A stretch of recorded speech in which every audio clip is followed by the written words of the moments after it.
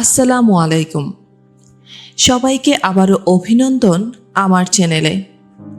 আজকে আমি পাঠ করে শোনাব বিভূতিভূষণ বন্দ্যোপাধ্যায়ের একটি অনন্য রচনা।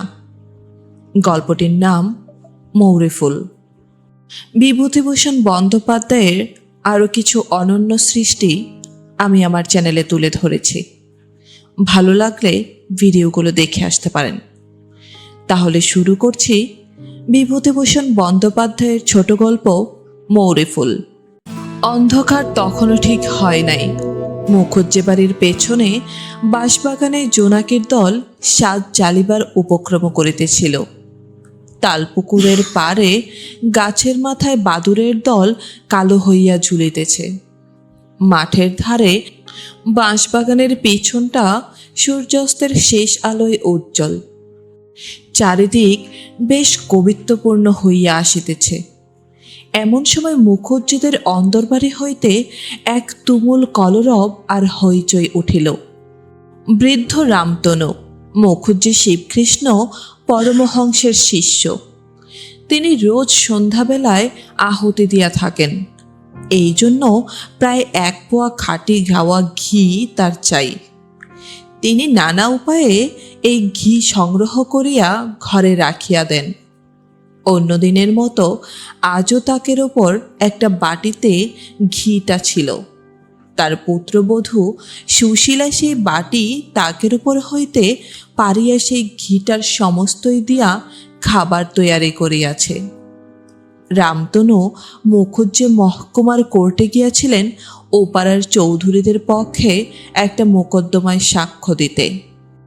বিপক্ষের উকিল তাকে জেরার মুখে জিজ্ঞাসা করেন, আপনি গত মে মাসে পাচুরায় আর তার ভাইয়ের পাঁচিলের জায়গা নিয়ে মামলার প্রধান সাক্ষী ছিলেন না? রামতনু মুখুজ্জে বলিয়াছিলেন, হ্যাঁ, তিনি ছিলেন। উকিল পুনরায় জেরা করিয়াছিলেন, দুনাজিলার চৌধুরীদের কানসোনার মাঠের দাঙ্গার মোকদ্দমায় আপনি পুলিশের দিকে সাক্ষ্য দিয়েছিলেন কিনা? রামতনু মহাশয়কে ঢুক গিলিয়া স্বীকার করিতে হইয়াছিল যে তিনি দিয়াছিলেন বটে। বিপক্ষের উকিল আবার প্রশ্ন করেন, আচ্ছা, এর কিছুদিন পরেই বড় তরফের সত্যের মামলায় আপনি বাদীপক্ষের সাক্ষী ছিলেন কিনা? কবে তিনি সাক্ষ্য দিয়াছিলেন? মুখুজ্জে মহাশয় প্রথমটা তাহা মনে করিতে পারেন নাই। তারপর বিপক্ষের উকিলের পুনঃ পুনঃ করা প্রশ্নে এবং মুনসেফ বাবুর ভ্রুকুটিত মিশ্রিত দৃষ্টির সম্মুখে হতভাগ্য রামতনুর মনে পড়িয়াছিল যে তিনি সাক্ষ্য দিয়াছিলেন বটে, এবং এই গত জুলাই মাসে এই কোর্টেই তাহা তিনি দিয়া গিয়াছিলেন। তারপর কোর্টে কি ঘটিয়াছিল? বিপক্ষের উকিল হাকিমের দিকে চাহিয়া রামতনুর উপর কি ব্যঙ্গোক্তি করিয়াছিলেন। রামতনু উকিল আমলায় ভর্তি মুনসেফ বাবুর এজলাসে হঠাৎ কিরূপে সপুষ্প সর্ষপক্ষেত্রের আবিষ্কার করেন, সে সকল উল্লেখের আর প্রয়োজন নাই। তবে মোটের উপর বলা যায়, রামতনু মুখুজ্জে যখন বাটি আসিয়া পৌঁছিয়েছিলেন তখন তার শরীরের ও মনের অবস্থা খুবই খারাপ। কোথায় এ অবস্থায় তিনি ভাবিয়াছিলেন হাত পা ধুইয়া ঠান্ডা হইয়া শ্রীগুরু উদ্দেশ্যে আহুতি দিয়া অনিত্য বিষয়ে বিষে জর্জরিত মনকে একটু স্থির করিবেন, তা না। দেখেন যে আহুতির জন্য আলাদা করিয়া তোলা যে ঘিটুকু তাকে দিয়েছিল তাহার সবটাই এবারে নষ্ট হইয়াছে। তারপর প্রায় 1/2 ঘণ্টা ধরিয়া মুখুজ্জে বাড়ির অন্দরমহলে একটা রীতিমতো কবির লড়াই চলিতে লাগিল। মুখুজ্জে মশের পুত্রবধূ সুশীলা প্রথমটা একটু অপ্রতিভ হইলেও সামলাইয়া লইয়া এমন সব কথায় শ্বশুরকে জবাব দিতে লাগিল যাহা একজন 18 বৎসর বয়স্কা তরুণীর মুখে সাজে না। পক্ষান্তরে কোর্টে বিপক্ষের উকিলের অপমানে ও ঘরে আসিয়া পুত্রবধূর নিকট অপমানে ক্ষিপ্রপ্রায় রামতনু মুখুজ্জে পুত্রবধূর পিতৃকুল ও তাহার নিজের পিতৃকুলের তুলনামূলক সমালোচনায় প্রবৃত্ত হইয়া এমন সব দুরূহে পারিভাষিক শব্দের ব্যবহার করিতে লাগিলেন যে বোধহয় বিদ্যাসাগর মহাশয়ের ডোবালের গল্পে উল্লেখিত কুলাদর্শ বিদ্যা অধ্যয়ন না করিলে সেসব বোঝা একেবারেই অসম্ভব। এমন সময়ে মুখুজ্জে মশাইয়ের ছেলে কিশোরী বাড়ি আসিল। তাহার বয়স 25-26 হইবে। বেশি লেখাপড়া না শেখায় সে চৌধুরীদের জমিদারি কাছারিতে 9 টাকা বেতনে মুহুরিগিরি করিত। কিশোরীলাল নিজের ঘরে প্রবেশ করিয়া দেখিল ঘরে আলো দেওয়া হয় নাই। অন্ধকারেই জামা কাপড় ছাড়িয়া সে বাহিরে হাত পা ধুইতে গেল। তারপর ঘরে ঢুকিয়া শুনিল ঘুটঘুটে অন্ধকার ঘরে সুশীলা তাহার সম্মুখের বাতাসকে সম্বোধন করিয়া বলিতেছে যে এ সংসারে থাকিয়া সংসার করা তাহার শক্তিতে কুলাইবে না, অতএব কাল সকালেই যেন গরুর গাড়ি ডাকিয়া তাহাকে বাপের বাড়ি পাঠাইয়া দেওয়া হয়।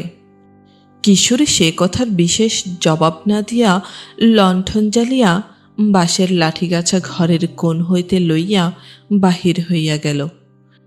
ওপাড়ায় রায়বাড়ির চণ্ডীমণ্ডপে গ্রামের নিষ্কর্মা যুবকদিগের যাত্রার আখড়াই ও রিহার্সেল চলিত। সেইখান অনেকক্ষণ কাটাইয়া অনেক রাত্রে বাড়ি ফিরিয়া আসা তাহার নিত্যকর্মের ভিতর। রামতনু মুখুজ্জে মশাইও অনেকক্ষণ বাহিরের ঘরে কাটাইলেন। প্রতিবেশী হরিরায় তামাকের খরচ বাঁচাইবার জন্যে সকাল সন্ধ্যায় মুখুজ্জে মশাইয়ের চণ্ডীমণ্ডপ আশ্রয় করিতেন। তাহাকে রামতনু জানাইলেন যে তিনি খুব শীঘ্রই কাশী যাইতেছেন, কারণ আর এ বয়সেই ইত্যাদি। তাহারে বানপ্রস্থ অবলম্বনের আকাঙ্ক্ষার জন্য দায়ী একমাত্র তাহার পুত্রবধূ সুশীলা। সুশীলা সকাল নাই, সন্ধ্যা নাই, একটা কিছু না বাধাইয়া থাকিতে পারে না। সে অন্তত আনারে কোনো কাজেই গুছাইয়া করিতে পারে না, অথচ দোষ দেখাইতে চাইলে খেপিয়া যায়। তাহার জন্য রামতনু মুখুজ্জের বাড়িতে কাকচিল বসিবার উপায় নাই। শ্বশুর শাশুড়িকে সে হঠাৎ আটিয়া উঠিতে পারে না বটে, কিন্তু এজন্য তাহার চেষ্টার ত্রুটি দেখা যায় না। অনেক রাত্রে কিশোরী বাড়ি ফিরিয়া আসিয়া দেখিল তাহার ঘরে খাবার ঢাকা আছে এবং স্ত্রী ঘুমাইতেছে। খাবারের ঢাকা খুলিয়া আহারাদি শেষ করিয়া সে শুইতে গিয়া দেখিল স্ত্রী ঘুম জাগানো চক্ষে বিছানার উপর উঠিয়া বসিয়াছে। স্বামীকে দেখিয়া একটু অপ্রতিভের সুরে বলিল, কখন এলে? তা আমায় একটু ডাকলে না কেন? কিশোরী বলিল, আর ডেকে কি হবে, আমার কি আর হাত পা নেই, নিতে জানি নে? হঠাৎ তাহার স্ত্রী রাগিয়া উঠিল, নিতে জানো তো যেন কাল থেকে, আমার এখানে আর বনবে না। এই যেন হয়েছে শত্রুপুরীর মধ্যে বাস। বাড়ির শুদ্ধ লোক আমার পেছনে এমন করে লেগেছে কেন শুনতে চাই না, হয় বরং। কান্নায় ফুলিয়া সে বালিশের ওপর মুখ গুজিল। কিশোরী দেখিল স্ত্রী রাত দুপুরের সময় গায়ে পড়িয়া ঝগড়া করিয়া একটা বিভ্রাট বাঁধাইয়া তোলে বুঝি। এইরকম করিয়া আর সংসার করা চলে না। ভাত ঢাকা ছিল, খুলিয়া লইয়া খাইয়াছে। ইহাতেও যদি স্ত্রী চটিয়া যায় তাহা হইলে আর পারা যায় না। কিছু না, ও একটা ছল। ওই সামান্য সূত্র ধরিয়া এখনই সে এক রাম রাবণের যুদ্ধ বাঁধাইয়া তুলিবে। কিশোরী বলিল, যা খুশি কালকে করো, এখন একটু ঘুমোতে দাও। ঘুমোচ্ছিলে বলে আর ডাকিনি। এই তো অপরাধ? তা বেশ, কাল থেকে উঠাবো, চুলের নড়া ধরে উঠাবো। সুশীলা কথাও বলিল না, মুখও তুলিল না, বালিশে মুখ গুজিয়া পড়িয়া রহিল। পরদিন সকালে উঠিয়া রামতনু মুখুজ্জে শুনিলেন চৌধুরীরা খবর পাঠাইয়াছে কয়েকটি নতুন সাক্ষীর তালিম দিতে হইবে। যাইবার সময় তিনি বলিলেন, ও বৌমা, একটু সকাল সকাল ভাত দিও, কোর্টে যেতে হবে। বেলা 9টার সময় ফিরিয়া আসিয়া দেখিলেন সুশীলা স্নান করিয়া আসিয়া রৌদ্রে কাপড় মিলিয়া দিতেছে। গৃহিণী মোক্ষদার সুন্দরী রান্নাঘরে বসিয়া রাঁধিতেছেন। স্বামীকে দেখেই মোক্ষদা চৌকিদার হাঁকার সুরে বলিতে লাগিলেন, হয় আমি একদিকে বেরিয়ে যাই, না হয় বাপু আরেকদিকে বিহিত করো। সেই সকাল থেকে ঘুরপাক দিয়ে দিয়ে বেড়াচ্ছে, বলছে ও বৌমা দুটো ভাত চড়িয়ে দাও। অগো সাহয় দুটো কিছু রাঁধো, হাতে পায়ে ধরতে কেবল বাকি রেখেছি। কার কথা কে শোনে? এই বেলা দুপুরের সময় রাগে এখন এলেননি। সুশীলা রক হইতে সমান গলায় উত্তর দিল, মাইনে করা দাসী তো নই, আমি যখন পারবো তখন রান্না চড়াবো। সকাল থেকে বসে আছি নাকি? এত কাটুনি সেরে আবার 8টার মধ্যে ভাত দেব। মানুষের তো আর শরীর নয়, যার না চলবে সে নিজে গিয়ে রেঁধে নিক। এ কথার উত্তরে মোক্ষদা খুন্তি হাতে রান্নাঘরের ছাওয়ায় আসিয়া নটরাজ শিবের তাণ্ডব নর্তনের একটা আধুনিক সংস্করণ শুরু করিতে যাইতেছিলেন। একটা ঘটনায় তাহা বন্ধ হইয়া গেল। একটা 10-12 বৎসরের ছেলে, রংটা বড়ই কালো, ম্যালেরিয়ায় শরীর জীর্ণ শীর্ণ, পরনে অতি ময়লা এক গামছা। শীতের দিনেও তাহার গায়ে কিছুই নাই। হাতে ছোট একটা বাখারির ছড়ি লইয়া বাড়ির মধ্যে ঢুকিল। ছেলেটি পাশের গ্রামের আতরালি গোরামের ছেলে। গত বছর তার বাপ মারা গিয়াছে। দুটি ছোট ছোট বোন আর মা ছাড়া তার আর কেহ নাই। অবস্থা খুবই খারাপ, সব দিন খাওয়া জোটে না। ছেলেটা পিঠে ছাড়ি বাজাইয়া হাপু গাহিয়া মা ও বোনদের দুটিকে প্রতিপালন করে। সে গ্রামের প্রায় সব বাড়িতে আসিত, কিন্তু মুখুজ্জে বাড়ি আর কখনো আসে নাই। তাহার একটা কারণ এই যে দানশীলতার জন্য রামতনু মুখুজ্জ গ্রামের মধ্যে প্রসিদ্ধ ছিলেন না। ছেলেটি উঠানে দাঁড়াইয়া বগল বাজিয়া নানারূপ সুর করিয়া উচ্চস্বরে হাপু গাহিতে লাগিল। সঙ্গে সঙ্গে পিঠে জোর করিয়া লাঠির বাড়ি মারিতে লাগিল। 3টি নেহাত গোবেচারে সাক্ষীর তালিম দিতে অনেক ধস্তাধস্তি করিয়া রামতনুর মেজাজ ভালো ছিল না। ফিরিয়া চাহিয়া দেখিয়া মুখ খিচাইয়া বলিলেন, থামো থামো, ওসব রাখো, ওসব দেখবার শখ নেই, যা অন্য বাড়ি দেখকে যা। সুশীলা কাপড় মেলিয়া দিতে দিতে অবাক হইয়া হাপু গাওয়া দেখিতেছিল। ছেলেটি সংকুচিত হইয়া বাহিয়া যাইতেই সে তাড়াতাড়ি বাহিরের রকে গিয়া তাহাকে ডাকিয়া বলিল, শোনো, তোর বাড়ি কোথায় রে? হরিশপুর মা ঠাকুরন। তোর বাড়িতে কে আছে আর? মোর বাপ মারা গিয়েছে 8 বছর মা ঠাকুরন। মোদের আর কেহ নাই, মুই বড়, মোর ছোট দুটো বোন আছে। তাই বুঝি তুই হাপু গাস? হ্যাঁ রে, এতে চলে? রামতনুর ধমক খাইয়া ছেলে মানুষ অত্যন্ত দমিয়া গিয়াছিল। সুশীলার কথার ভেতর সহানুভূতির সুর চিনিয়া লইয়া হঠাৎ তাহার কান্না আসিল।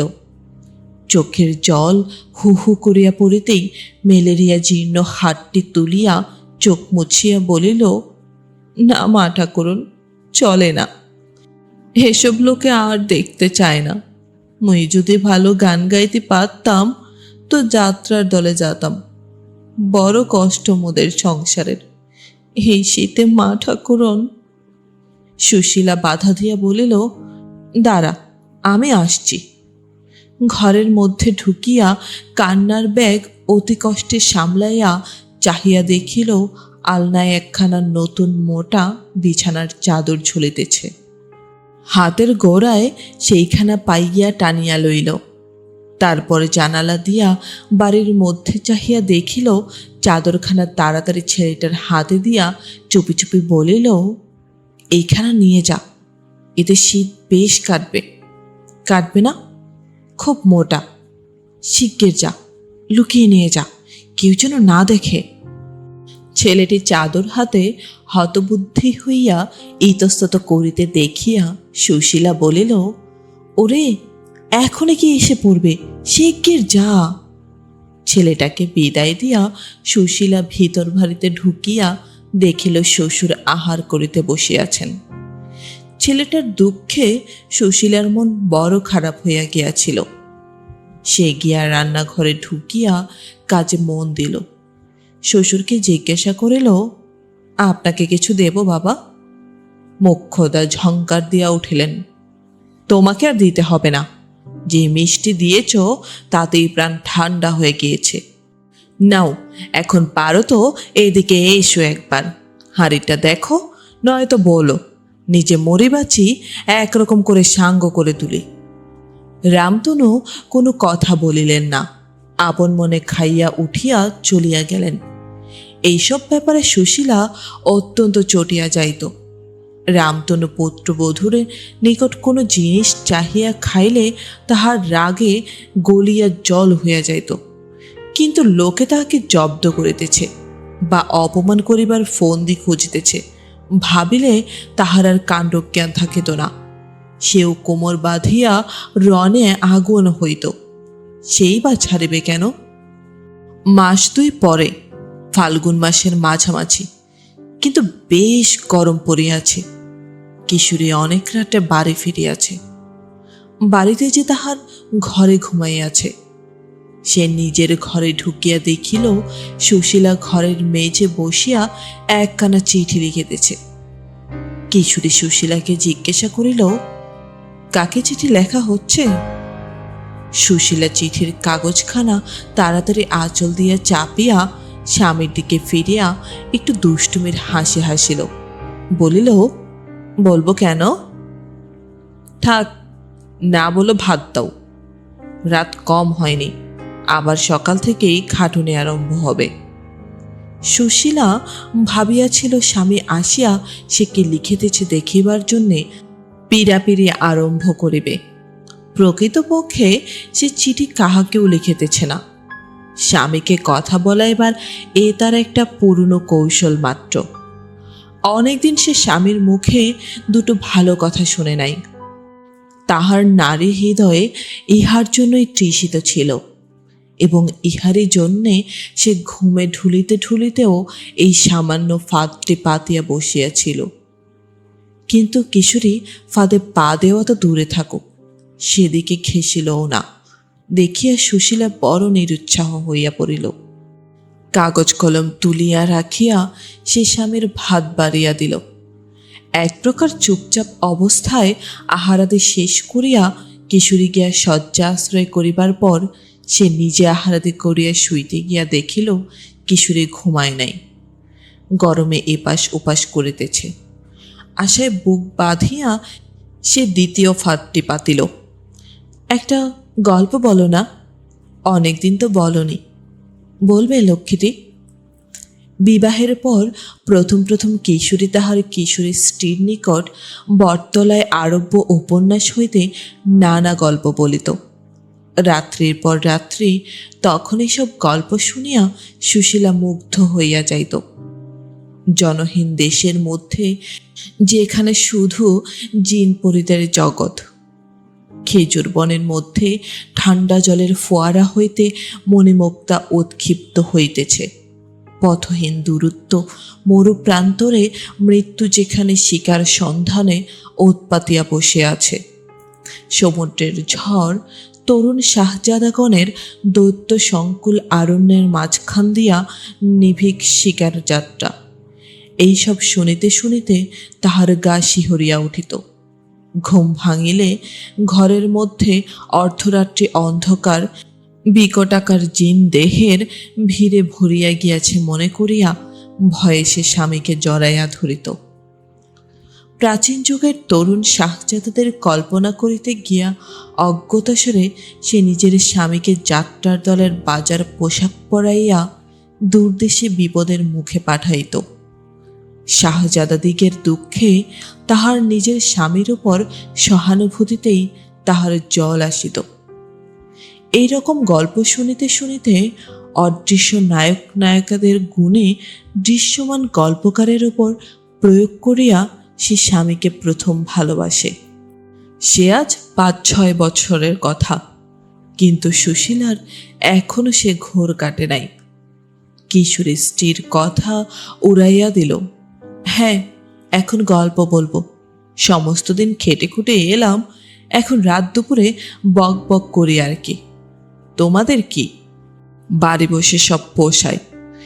অন্য মেয়ে হইলে চুপ করিয়া যাইত। সুশীলার মেজাজ ছিল একঘয়ে।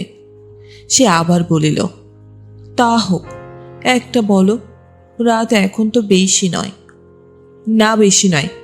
তোমার তো রাত কম বেশির জ্ঞান কত। নাও, চুপচাপ শুয়ে পড়ো এখন। সুশীলা এবার জিদ ধরিল, বলো না, একটা ছোট দেখেই না হয় বলো। এত করে বলছি, একটা কথা রাখতে পারো না? কিশোরী বিরক্ত হইয়া বলিল, আহ, এ তো বড় জ্বালা হলো। রাতেও একটু ঘুমোবার জো নেই। সমস্ত দিন তো গলা বাজিতে বাড়ির সরগরম রাখবে, রাত্রিটাও একটু শান্তি নেই। এইটাই ছিল সুশীলার ব্যথার স্থান। স্বামীর মুখে এই কথা শুনিয়া সে খেপিয়া গেল। বেশ করে গলাবাজি করি, তাতে অসুবিধা হয় আমাকে পাঠিয়ে দাও এখান থেকে। রাত দুপুরে করলে কে? নিচে আসবেন রাত দুপুরের সময় আড্ডা দিয়ে। কে তো রাত পর্যন্ত ভাত নিয়ে বসে থাকে? নিজেরই দেহ, পরের আর তো দেহ না। খেটে খুটে এসে একেবারে রাজ্য করেছেন আর কি। নিজের খাটুনিটাই কেবল। কিশোরী ঘুমাইবার চেষ্টা করিতেছিল। স্ত্রীর উত্তরোত্তর চড়াসরে তাহার ধৈর্যচ্যুতি ঘটিল। উঠিয়া বসিয়া প্রথমে সে স্ত্রীর পিঠে সজোরে ঘা কতক পাখার বাটি বসাইল। তাহার পর তাহার চুলের মুঠি ধরিয়া বিছানার উপর হইতে নামাইয়া ধাক্কা মারিয়া ঘরের বাহির করিয়া দিল। বলিল, বেরো, ঘর থেকে বেরো, আপদ, দূর হ। রাত দুপুরেও একটু শান্তি নেই। যা, বেরো, যেখানে খুশি যা। ঘরের আলোর কাছে আসিয়া কিশোরী দেখিল স্ত্রীর দুই হাতের নখ দিয়া আছড়াইয়া তাহার হাতের আঙ্গুলগুলিতে রক্তপাত করিয়া দিয়াছে। ইরানে শাহজাদাদের নজির না থাকিলেও কিশোরী মধ্যে মধ্যে দুরন্ত স্ত্রীর প্রতি এইরূপ ঔষধি প্রয়োগ করিত। শেষ রাত্রে একাদশীর জ্যোৎস্নায় চারদিক যখন ফুলের পাপড়ির মতো সাদা, ভোররাত্রের বাতাস নিবু ফুলের গন্ধে আর পাপিয়ার গানে মাখামাখি, সুশীলা তখন ঘরের দোরের বাহিরে আঁচল পাতিয়া অকাতরে ঘুমাইতেছিল। সকাল হইলে যে যার কাজে মন দিল।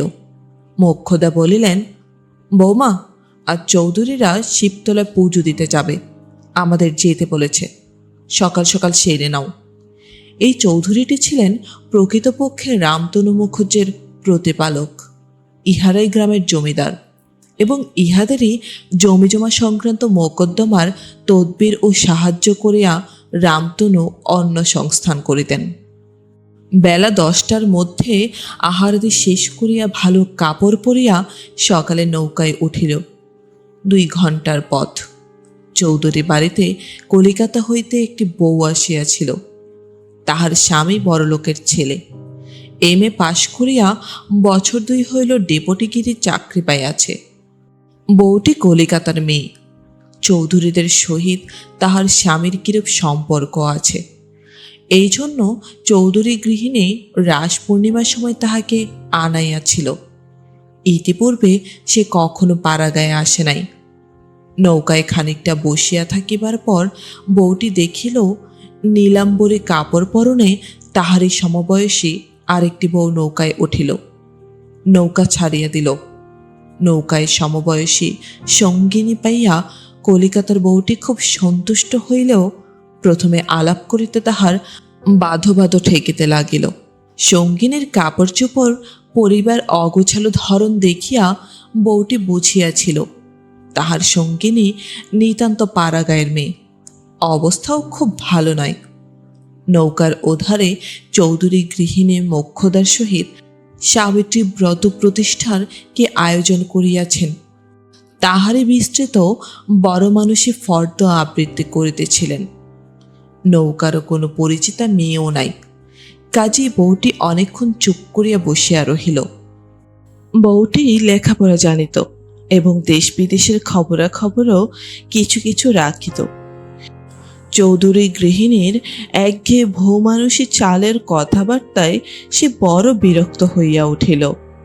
খানিকক্ষণ বসিয়া থাকিবার পর সে লক্ষ্য করিল তাহার সঙ্গিনী ঘুমটার ভিতর কালো কালো ডাগর চোখে তাহার দিকে সকৌতূহলে চাহিতেছে। বউটির হাসি পাইল, জিজ্ঞাসা করিল, তোমার নাম কি ভাই? সুশীলা সন্দিগ্ধ সুরে বলিল, শ্রীমতী সুশীলা সুন্দরী দেবী। সুশীলার রকম সকম দেখিয়া বউটির খুব হাসি পাইতে লাগিল। সে বলিল, অত ঘুমটা কিসের ভাই?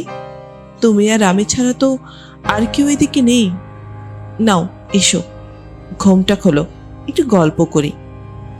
এই কথা বলিয়া বউটি নিজেই সুশীলার ঘুমটা খুলিয়া দিল। খুলিতেই সুশীলার সুন্দর মুখের দিকে চাহিয়া সে যেন মুগ্ধ হইয়া গেল। রং যদি অতটা ফর্সা নয়, কিন্তু কালোর উপর অত শ্রী সে কখনো দেখে নাই। নদীর ধারের সরস সতেজ চিক্কণ শ্যামল কমলী লতারাই মতো একটা সবুজ লাবণ্য যেন সারা মুখখানা মাখানো।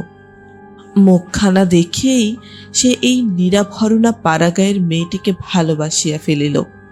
জিজ্ঞাসা করিল, উনি বসে আছেন তোমার কে ভাই? শাশুড়ি? হ্যাঁ। এসো, আর একটু সরে এসো ভাই, দুজনে গপ্প করি আর দেখতে দেখতে যাই। তোমার বাপের বাড়ি কোথায় ভাই? সুশীলার ভয় কাটিয়া যাইতেছিল। সে বলিল, সে হলো সিমলে। কোন সিমলে? কলকাতা সিমলে? কলিকাতায় সিমলে আছে নাকি? কই, তাহা তো সুশীলা কোনোদিনও শোনেনি। সে বলিল, আমার বাপের বাড়ি এখান থেকে বেশি দূরে নয়, 5-6 কোষ পথ, গরুর গাড়ি করে যেতে হয়। নদীর ধারে জব ক্ষেত, সর্ষে ক্ষেত, বুনো গাছপালা দেখিয়া বউটি খুব খুশি। এসব পূর্বে বড় দেখে নাই। আঙুল দিয়া একটা মাছরাঙা পাখি দেখায় বলিল, বাহ, বড় সুন্দর তো। ওটা কি পাখি ভাই? ওটা তো মাছরাঙা পাখি। কেন, তুমি দেখনি কখনো? বউটি বলিল, ভাই, আমি কলকাতার বাইরে একদিন পা দিইনি। খুব ছেলেবেলায় একবার বাবার সঙ্গে চন্দননগরে বাগান বাড়িতে যাবার কথা মনে আছে। তারপর এই আসছি। তুমি আমায় একটু দেখিয়ে নিয়ে চলো। ওটা কিসের ক্ষেত ভাই? সুশীলা দেখিল তাহার সঙ্গিনী আঙ্গুল দিয়া নদীর ধারের একটি মৌরির ক্ষেত দেখাইতেছে। প্রথমটা সে সঙ্গিনীর চোখ ঝলসানো রং, অদৃশ্যপূর্ব দামি সিল্কের শাড়ি, ব্লাউজ এবং চিকচিকে নেকলেসের বাহার দেখিয়া ভয় যে অনুভব করিতেছিল, তাহার অজ্ঞতা দেখিয়া সুশীলার সে ভয় কাটিয়া অজ্ঞ সঙ্গিনীর উপর একটু স্নেহ আসিল। কলিকাতার মাছরাঙা পাখি, মৌরি ক্ষেত, এসব সামান্য জিনিসও নাই নাকি? সুশীলা হাসিয়া বলিল, তুমি ফুলের গন্ধ দেখে বুঝতে পারো না ভাই? ও তো মৌরির ক্ষেত। কেন, আমাদের বাপের বাড়ির গায়ে কত যে মৌরির ক্ষেত আছে। মৌরির শাক কখনো খাওনি? কলকাতায় বুঝিনি? কলিকাতার বউটি বুঝিয়াইয়া দিল যে কলিকাতার অতীত ইতিহাসের সে খবর রাখে না। বর্তমান অবস্থায় সেখানে মৌরি ক্ষেত প্রভৃতি থাকা সম্ভব নয়। তবে ভবিষ্যতে কি হয় বলা যায় না। ঘণ্টাখানেক পরে যখন নৌকা শিবতলার ঘাটে গিয়া লাগিল, তখন তাহাদের দুজনের মধ্যে অনেক ঘনিষ্ঠ রকমের কথাবার্তা হইয়া গিয়াছে। সঙ্গিনীর মুখে স্বামীর আদরের গল্প শুনিয়া সুশীলার মনের মধ্যে একটা গোপন ব্যথা জাগিয়া উঠিল। সেটা সে অনবরত চাপিবার চেষ্টা করে। তবু কি জানি কেন সে ফাঁক পাইলেই মাথা তোলে। প্রথম বিবাহের পর তাহার স্বামীও তো তাহাকে কত আদর করিত। রাত্রে ঘুমাইতে না দিয়া নানা গল্পে ভুলাইয়া জাগাইয়া রাখিত। সুশীলা পান খাইতে চাহিত না বলিয়া কত সাধ্য সাধনা করিয়া পান মুখে তুলিয়া দিত। সেই স্বামী তাহার কেন এমন হইল?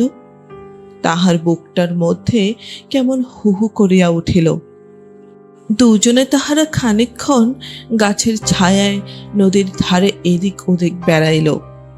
কি সুন্দর দেখায় চারিদিক, নীল আকাশ সবুজ মাঠের উপর যেমন উপড়ে পড়িয়া আছে। ওমা, পানকৌড়ির ঝাঁক চরের উপর বসিয়া বসিয়া কেমন ঝিমায়। কলিকাতার বউটি বলিল, এসো ভাই, আমরা একটু কিছু পাতাই কেমন?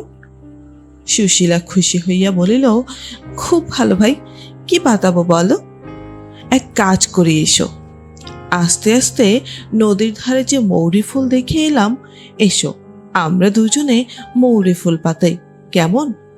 সুশীলা আহ্লাদের সঙ্গে এ প্রস্তাব সম্মতি দিল। নদী হইতে অঞ্জলি করিয়া জল তুলিয়া তাহারা মৌলি ফুল পাতাইল। এমন সময় মোক্ষদা ডাকিলেন, বৌমারা, এদিকে এসো। তাহারা গিয়া দেখিল গাছতলায় অনেক লোক। সেদিন পুজো দিতে অনেক লোক আসিয়াছিল। প্রকাণ্ড বট গাছ, তাহার তলায় ভাঙা ইটের মন্দির। গাছতলা হইতে একটু দূরে এক বাড়ি নানা ঔষধ বিক্রয় করিতেছে।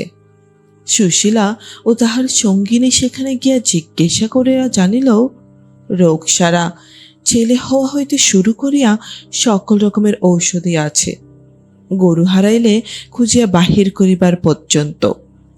মেয়েরা সেখানে ভিড় করিয়া দাঁড়াইয়া ঔষধ কিনিতেছে। সুশীলার সঙ্গিনী হাসিয়া তাহার হাত ধরিয়া টানিয়া তাহাকে সেইখান হইতে মন্দিরে দিকে লইয়া চলিল। বলিল, চলো মৌরি ফুল, দেখিবে কেমন পুজো হচ্ছে। একটুখানি মন্দিরে দাঁড়াইয়া সুশীলা একটা ছুতোই সেখান থেকে বাহির হইয়া আসিয়া ঔষধ বেচা বুড়ির নিকট দাঁড়াইল। সেখানে তখন কেহ ছিল না। বুড়ি বলিল, কে চাই? সুশীলার মুখ লজ্জায় আরম্ভ হইয়া উঠিল। বুড়ি বলিল, আর বলতে হবে না মা ঠাকুরন, তা তোমার তো এখনো ছেলেপিলে হবার বয়স যায়নি, ও বয়সে অনেকের। সুশীলা সজ্জলভাবে বলিল, তা নয়।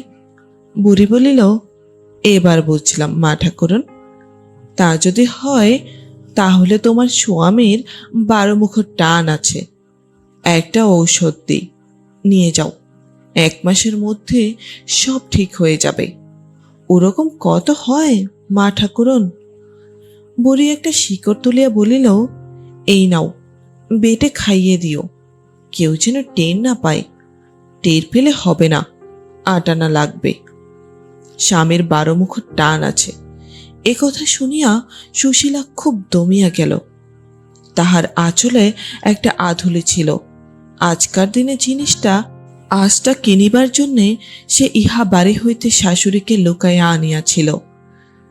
বাড়ির বার হওয়া তো বড় ঘটে না, কাজেই এটা তাহার পক্ষে একটা উৎসবের দিন। আধুলিটি শাশুড়িকে লুকাইয়া আনিবার কারণ মোক্ষদা ঠাকুরন জানিতে পারিলে ইহা এতক্ষণ আঁচলে থাকিত না। সুশীলা আঁচল হইতে আধুলিটি খুলিয়া বুড়িকে দিল এবং খাওয়াইবার প্রণালী জানিয়া লইয়া শিকড়টি কাপড়ের মধ্যে গোপনে বাঁধিয়া লইল। পূজা দেওয়া সাঙ্গ হইয়া গেল। সকলে আবার আসিয়া নৌকায় উঠিল। গ্রামের ঘাটের কাছাকাছি আসিলে সুশীলা বলিল, ভাই, তুমি এখন দিন কতক আছো তো? না ভাই, আমি কালকে পরশু চলে যাব। তাহলেও তোমায় ভুলবো না মৌরি ফুল, তোমার মুখখানি আমার মনে থাকবে ভাই। চিঠিপত্র দেবে তো? এবার পাড়াগায়ে এসে তোমায় কুড়িয়ে পেলাম, তোমায় কখনো ভুলব না। সুশীলার চোখে জল আসিল। এত মিষ্ট কথা তাহাকে কে বলে? সে কেবল শুনিয়া আসিতেছে সে দুষ্ট, একঘেয়ে, ঝগড়াটে। তাহার হাতে একটি সোনার আংটি ছিল। ইহা তাহার মায়ের দেওয়া আংটি।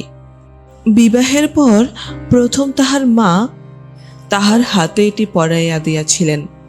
সেটি হাত হইতে খুলিয়া সে তাহার সঙ্গিনীর হাত ধরিয়া বলিল, দেখি ভাই তোমার আঙুল, তুমি হলে মৌরি ফুল, তোমায় খাওয়াবার কথা, কাপড় দেওয়ার কথা। এই আংটিটা আমার মায়ের দেওয়া, তোমায় দিলাম। তবু এটা দেখে তুমি গরিব মৌরিফুলকে ভুলে যাবে না। সুশীলা আংটিটা সঙ্গিনীর হাতে পরাইয়া দিতে গেল। বউটি চট করিয়া হাতটা নিয়ে লয়ে বলিল, দূর পাগল, না ভাই, এ রাখো, তোমার মায়ের দেওয়া আংটি, এ কেন আমায় দিতে যাবে? না ভাই। সুশীলা জোর করিতে গেল। হোক ভাই, দেখি, মায়ের দেওয়া বলেই। বউটি বলিল, ধুর, না ভাই, ওসব রাখো, সে বরং। সুশীলা খুব হতাশ হইল, মুখটি তাহার অন্ধকার হইয়া গেল। সে চুপ করিয়া বসিয়া রহিল। গ্রামের ঘাটে নৌকা লাগিল। বউটি সুশীলার হাত ধরিয়া বলিল, পায়ে পড়ে ভাই মৌরিফুল, রাগ করো না।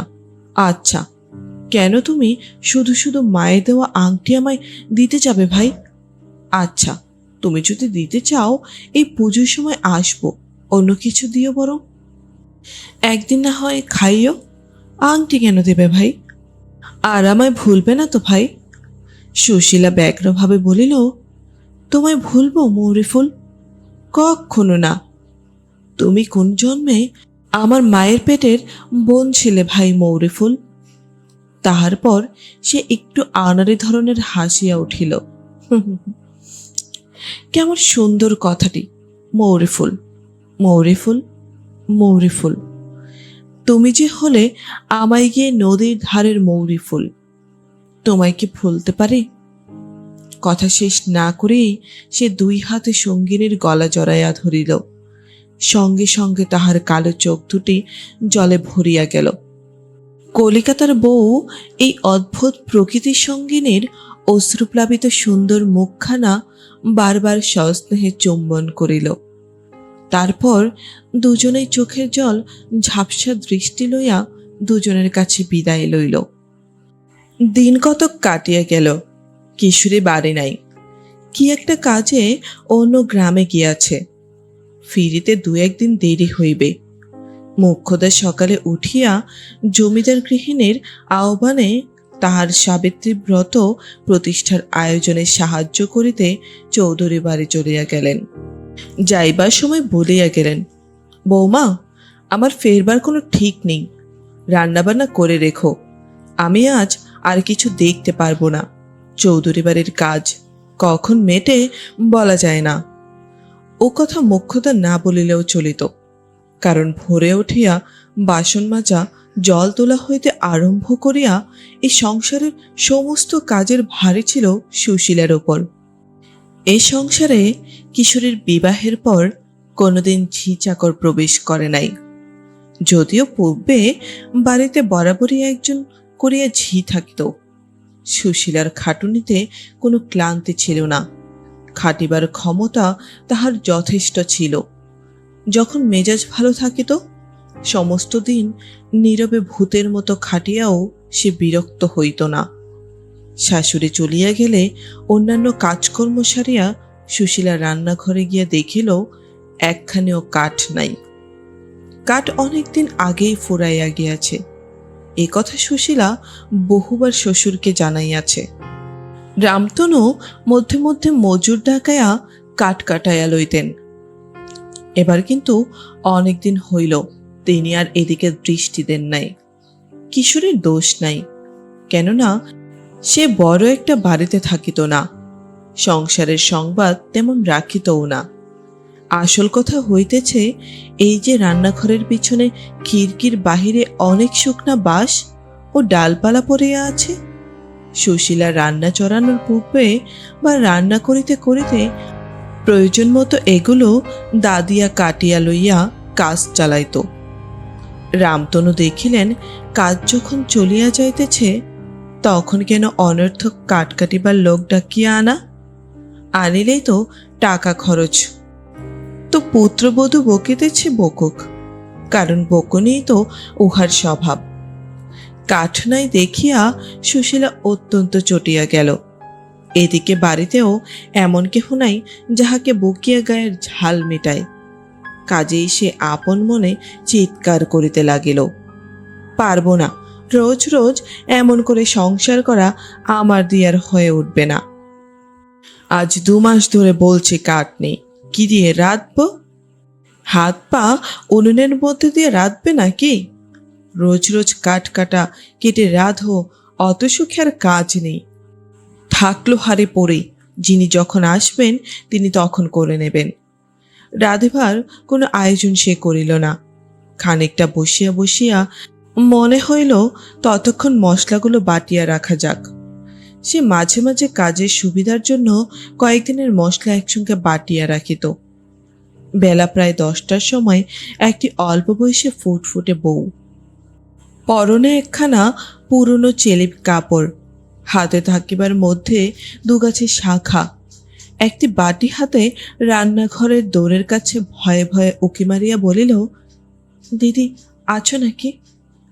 সুশীলা মশলা বাটিতে বাটিতে মুখ তুলিয়া বলিল, আয় আয় ছোট বউ, আয় না ঘরের মধ্যে। ঠাকুরও নেই। বউটি ঘরে ঢুকিয়া বলিল, এ কি দিদি, এত বেলা হলো এখনো রান্না চড়াওনি যে?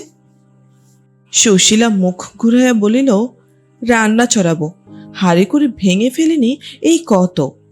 বউটির চোখের ভয়ের চিহ্ন পরিস্ফুটে হইল। সে বলিল, না দিদি, ওসব কিছু করো না, ভাত চড়িয়ে দাও লক্ষ্মীটি, নইলে জানো তো কিরকম লোক সব। দেব, দেখবে সব আজ কিরকম মজা। রোজ রোজ কাঠ কাটবো আর ভাত রাঁধবো। কাঠ নেই বুঝি? দাখানা দাও দিদি, আমি দিচ্ছি কেটে।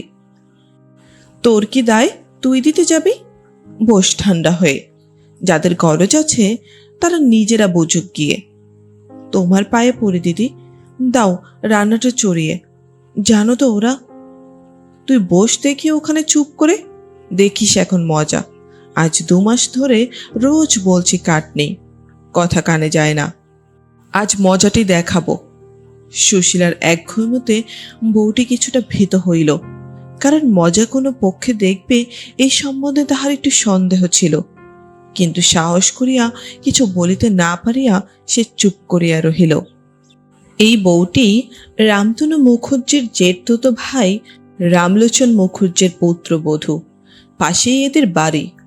রামলোচনের অবস্থা খুবই খারাপ, তা সত্ত্বেও তিনি বছর 2 হইল ছেলের বিবাহ দিয়াছেন। রামলোচনের স্ত্রী ছিল না, পুত্রবধূই গৃহিণী। দুরবস্থার সংসারে ছেলে মানুষ বউকে সংসার করিতে অত্যন্ত বেগ পাইতে হইত। সেই সময়ে অসময়ে বাটি হাতে খুচি হাতে এ বাড়িতে হাত পাতিয়া তেলটা নুনটা লইয়া যাইত। চাউল না থাকিলে আঁচলে করিয়া চাউল লইয়া যাইত, ধার বলিয়াই লইয়া যাইত। কখনো শোধ করিতে পারিত না, কখনো পারিত না। মোক্ষদা ঠাকুরনকে বউটি বড় ভয় করে। তিনি থাকিলে জিনিসপত্র তো দেনই না, যদি বা দেন তাহা বহু মিষ্ট বাক্য বর্ষণ করিবার পর। তবু বউটির আসিতে হয়, কি করিবে, অভাব। সুশীলা তাকে মুখ্যদা ঠাকুরনের হাত হইতে বাঁচাইয়া গোপনে ওটা এটা যখন যাহা দরকার সাধ্যমতো সাহায্য করিত। সামান্য এক বাটি তেল লইয়া গেলেও হুঁশিয়ার মুখ্যদা ঠাকুরন তাহা কখনো ভুলিতেন না। গলা টিপিয়া কড়া ক্লান্তিতে তাহা আদায় করিয়া ছাড়িতেন। সুশীলা ছিল অগোছালো ও অন্যমনস্ক ধরনের মানুষ। সে ধার দিয়া অতশত মনেও রাখিত না, বা সামান্য তেল নুন ধার দিয়া আদায় করিবার কোনো চেষ্টাও করিত না। শোধ দিতে আসিলে অনেক সময় বলিত, ওই তুই আবার দিতে এলি কেন ভাই ছোট বউ? ওর আবার নেব কি, যা ওই তুই নিয়ে যা ভাই। সুশীলা আপন মনে খানিকক্ষণ বকিয়া বউটির দিকে চাহিয়া বলিল, তারপর তোর রান্নাবান্না? বউটি বাটিটি আঁচল দিয়া ঢাকিয়া রাখিয়াছিল। বাহির করিয়া কুণ্ঠিতভাবে বলিল, সেদিনকার সে তেল নিয়ে গিয়েছিলাম দিদি, তা আমাদের এখনো আনা হয়নি। আজ রাতভর তেল নেই, একসঙ্গে 2 দিনের দিয়ে যাব, সেই জন্যে। সুশীলা বলিল, আচ্ছা নিয়ে আয় দেখি বাটি, দেখি কি আছে। আমাদেরও বুঝি তেল আনা হয়নি। পাটে যতটুকু তেল ছিল সুশীলা সবটুকু এই কুণ্ঠিতা দরিদ্র গৃহলক্ষ্মীটিকে ঢালিয়া দিল। বউটি চলিয়া যাইবার সময় মিনতিপূর্ণ দৃষ্টিতে চাহিয়া বলিল, লক্ষ্মী দিদি, দাও রান্না চড়িয়ে। সুশীলা বলিল, তুই পালা দেখি, আমি ওদের মজা না দেখিয়ে আজ কিছুতেই ছাড়ছি নে। বেলা 12টার সময় মুখ্যদ ঠাকুরন আসিয়া দেখিয়া শুনিয়া হইচই বাঁধাইয়া দিলেন। প্রকৃত ইহাদের রাগ হইবার কথা। একটু পরে রামতনু আসিলেন। তিনি ব্যাপার দেখিয়া দালানে গিয়া আপন মনে তামাক টানিতে শুরু করিলেন। ঝগড়া ক্রমে খুব চাগাইয়া উঠিল। মোক্ষদা উচ্চস্বরে সুশীলার কুলজি গাহিতে লাগিলেন। সুশীলাও যে খুব শান্তশিষ্ট, এ অপবাদ তাহাকে শত্রুতেও দিতে পারিত না। কাজেই ব্যাপার যখন খুব বাঁধিয়া উঠিয়াছে, এমন সময় কোথা হইতে কিশোরী আসিয়া হাজির হইল। যদিও আজ তাহার ফিরিবার কথা ছিল না, তবুও কাজ মিটিয়া যাওয়াতে সে আর সেখানে অপেক্ষা করে নাই। মোক্ষদা ছেলেকে পাইয়া হাঁক ডাক আরো বাড়াইয়া দিলেন। কিশোরী এত বেলায় বাড়ি আসিয়া এই অশান্তির মধ্যে পড়িয়া অত্যন্ত চটিয়া গেল। তাহার সমস্ত রাগ গিয়া পড়িল স্ত্রীর উপর। হাতের গোড়ায় একখানা শুকনো চেলা কাঠ পড়িয়াছিল, সেইটা লইয়াই লাফাইয়া সে রান্নাঘরের দাওয়াল উঠিল। সুশীলা তখনও বসিয়া বাটনো বাটিতেছিল। স্বামীকে শুকনো কাঠ হাতে লইয়া বীরদর্পে রান্নাঘরে লাফাইয়া উঠিতে দেখিয়া ভয়ে তাহার মুখ শুকাইয়া গেল। আত্মরক্ষার জন্য কোনো উপায় না দেখিয়া হাত দুটি তুলিয়া নিজের দেহটা আড়াল করিবার চেষ্টা করিল। কিশোরী প্রথমত স্ত্রীর খোপা ধরিয়া এক হ্যাচকা টান দিয়া তাহাকে মাটিতে ফেলিয়া দিল। তারপর তাহার পিঠে কয়েক ঘা কাঠের চেলাবাড়ি মারিয়া তাহার গলা ধরিয়া প্রথমে এক ধাক্কা মারিল রান্নাঘরের দাওয়ায়, এবং তথা হইতে এক ধাক্কা দিল উঠোনে। ধাক্কার ব্যাগ সামলাইতে না পারিয়া সুশীলা মুখ থুবড়িয়া উঠোনে পড়িয়া গেল। মার আরো চলিত, কিন্তু রামতনু তামাক খাইতে খাইতে ছেলের কাণ্ড দেখিয়া হা হা করিয়া আসিয়া পড়িলেন। পাশের বাড়ির বউটি তখন শ্বশুর স্বামীকে খাওয়াইয়া সবে নিজে খাইতে বসিতেছিল। হঠাৎ এ বাড়ির মধ্যে মারের শব্দ শুনিয়া সে খাওয়া ফেলিয়া সুশীলাদের খিড়কিতে ছুটিয়া আসিয়া উকি মারিয়া দেখিল সুশীলা উঠানে দাঁড়াইয়া আছে।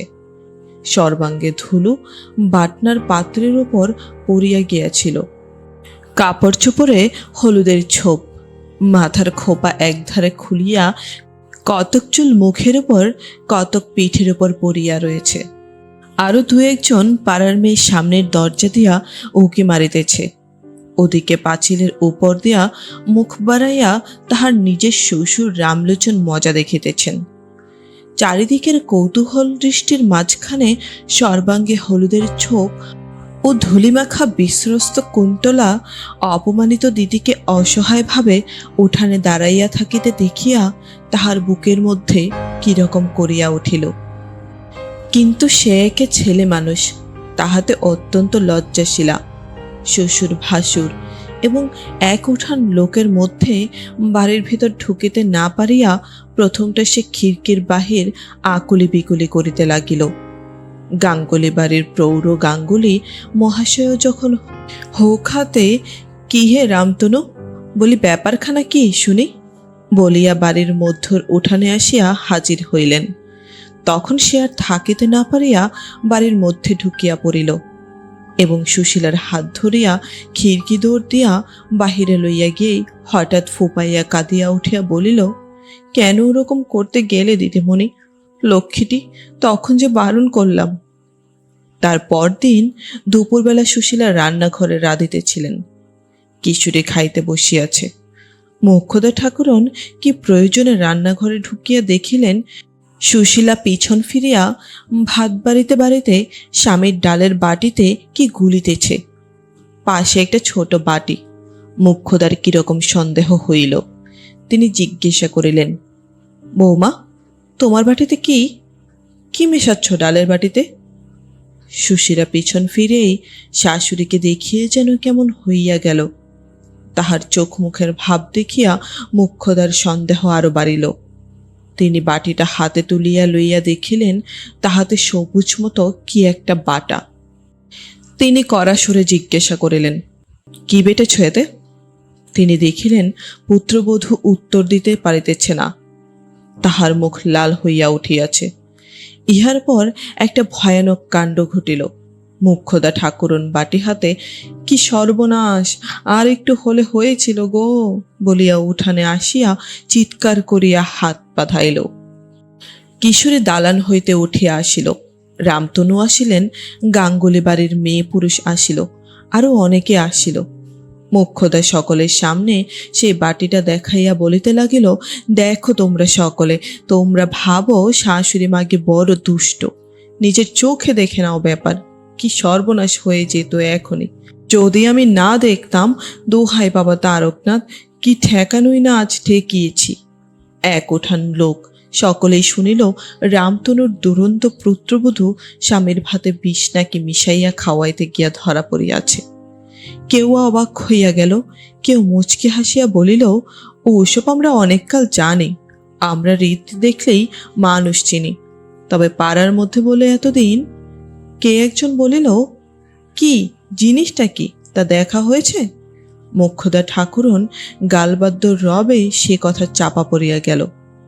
গাঙ্গুলি মহাশয় রামতনুকে বলিলেন, গুরু রক্ষা করেছেন, এখন যত শিগগির বিদায় করতে পারো তার চেষ্টা করো। শাস্ত্রে বলে, দুষ্টা বার্ষে আর একদিনও এখানে রেখো না। সমস্ত দিন পরামর্শে চলিল। সন্ধ্যার সময় ঠিক হইল কাল সকালে গাড়ি ডাকিয়া আপদ বিদায় করা হইবে, আর একদিনও এখানে না। কি জানি কখন কি বিপদ ঘটাইবে। বিশেষত পাড়ার মধ্যে ওরকম দজ্জাল বউ থাকিলে পাড়ার অন্য বৌঝিও দেখা দেখি ওই রকম হইয়া উঠিবে। সেদিন রাত্রে সুশীলাকে অন্য এক ঘরে শুইতে দেওয়া হইল। ইহা মুখ্যদা ঠাকুরনের বন্দোবস্ত। কাল সকালেই যখন যেখানকার আপদ সেখানে বিদায় করিয়া দেওয়া হইবে, তখন আর তাহার সঙ্গে সম্পর্ক কিসের? রাত্রে শুইয়া শুইয়া কত রাত পর্যন্ত তাহার ঘুম আসিল না। ঘরের জানালা সব খোলা, বাহিরের জ্যোৎস্না ঘরে আসিয়া পড়িয়াছিল। তাহার মনে কাল ও আজ এই 2 দিন অত্যন্ত কষ্ট হইয়াছে। সে স্বভাবত নির্বোধ, লাঞ্ছনা ভোগের অপমান সে ইহার পূর্বে কখনো তেমন করিয়া অনুভব করে নাই, যদিও মারধর ইহার পূর্বে বহুবার হইয়াছে। তাহার একটা কারণ এই যে আজ ও কালকার দিনের মতো শ্বশুর শাশুড়ি ও এক উঠান লোকের সামনে এভাবে অপমানিতাও সে কোনোদিন হয় নাই। তাই আজ সমস্ত দিন ধরিয়া তাহার চোখের জল বাঁধ মানিতেছে না। কাল মার খাইয়া পিঠ কাটিয়া গিয়াছে। ও হাত দিয়া ঠেকাইতে গিয়া হাতের কাচের চুড়ি ভাঙিয়া হাতও ক্ষত বিক্ষত হইয়াছে। তাহার সেই স্বামী, যে স্বামী 5-6 বছর পূর্বে এমন সব রাতে তাহাকে সমস্ত রাত ঘুমাইতে দিত না, সে পান খাইতে চাহিত না বলিয়া কত ভুলাইয়া পানে মুখে গুজিয়া দিত, সেই স্বামী এরূপ করিল। পান খাওয়ানোর কথাটি সুশীলার বারবার মনে আসিতে লাগিল। রাতে জ্যোৎস্না ক্রমে আরো ফুটিল। তখন চৈত্র মাসের মাঝামাঝি, দিনে তখন নতুন কচি পাতা ওঠা গাছের মাথার উপর উদাস অলস বসন্ত মধ্যাহ্ন ধোয়া ধোয়া রৌদ্রের উত্তরীয় উড়াইয়া বেড়ায়। দীর্ঘ দীর্ঘ দিনগুলি প্রস্ফুট প্রসূত সুরভির মতো দিয়া চলিয়া নদীর ধারের শিমুলতলার সন্ধ্যা ছায়ার কোলে গিয়া ঢলিয়া পড়ে। পাড়াগাঁয়ের আমবনে বাঁশবনে জ্যোৎস্না ঝরা বাতাসে সারা রাত কত কি পাখির আনন্দ কাকলে।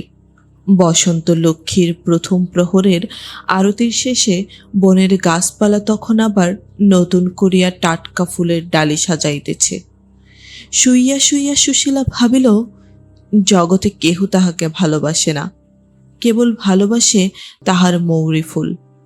মৌরি ফুল পত্র লিখিয়াছে, তাহার কথা মনে করিয়া সে রোজ রাত্রে কাঁদে। তাহাকে না দেখিয়া কলিকাতায় ফিরিয়া তাহার কষ্ট হইতেছে। সত্যিই যদি কেহ তাহাকে ভালোবাসে, তো সে ওই মৌরি ফুল, আর ভালোবাসে ওই ছোট বউটা। আহা, ছোট বউয়ের কত কষ্ট! ভগবান দিন দিলে সে ছোট বউয়ের কষ্ট ঘুচাইবে, কিন্তু স্বামী যে তাহাকে বিদায় করিয়া দিতেছে, ও কিছু না। অভাবে পড়িয়া উহার মাথা খারাপ হইয়া যাইতেছে, নইলে সেও কি এমন ছিল? মৌরি ফুলের বর তো কত জায়গায় বেড়ায়, মৌরি ফুলকে একখানা পত্র লিখিয়া দেখিলে হয়, যদি উহার কোনো চাকরি করিয়া দিতে পারে। চাকরি হইলে সে আর তার স্বামী একটা আলাদা বাসায় থাকিবে, আর কেহই সেখানে থাকিবে না। মাঠের ধারের ছোট ঘরখানি সে মনের মতো করিয়া সাজাইয়া রাখিবে, উঠানে কুমড়ার মাচা বাঁধিবে, বাজার খরচ কমিয়া যাইবে। লোকে বলে সে গোছালো নাই, একবার বাসায় যাইলে সে দেখাইয়া দিবে যে সে গোছালো কিনা। আচ্ছা, ওই বাড়িখানায় যদি আগুন লাগে, না, আগুন দিবে কে? ছোট বউ।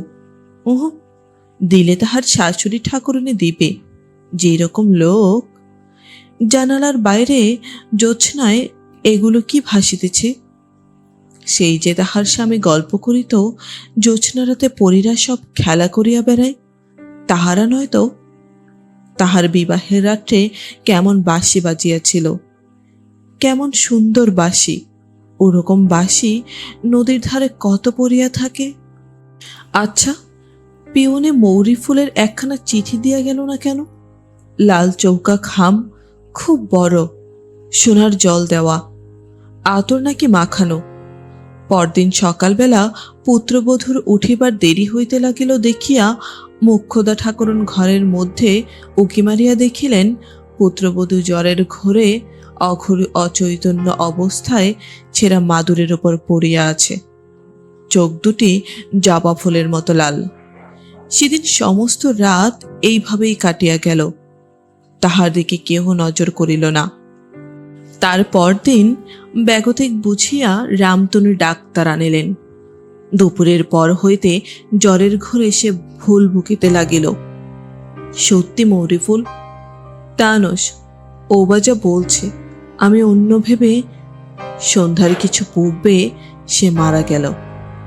তাহার মৃত্যুতে গাঙ্গুলি পাড়ার হাড় জুড়াইয়া গেল। পাড়ার কাকচিলগুলোও একটু সুস্থির হইল।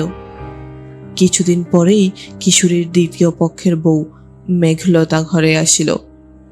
দেখিলে চোখ জুড়ায় এমন সুন্দর মেয়ে, কর্মপটু, হুঁশিয়ার, গোছালো। দ্বিতীয়বার বিবাহের অল্পদিন পরেই যখন কিশোরী পালেদের স্টেটে ভালো চাকরিটা পাইল, তখন নতুন বউয়ের লক্ষ্মী ভাগ্য দেখিয়া সকলেই খুব খুশি হইল। সংসারের অলক্ষ্মী রূপা আগের বউয়ের নাম সে পক্ষের সংসারে আর কোনোদিন কেহ করে নাই।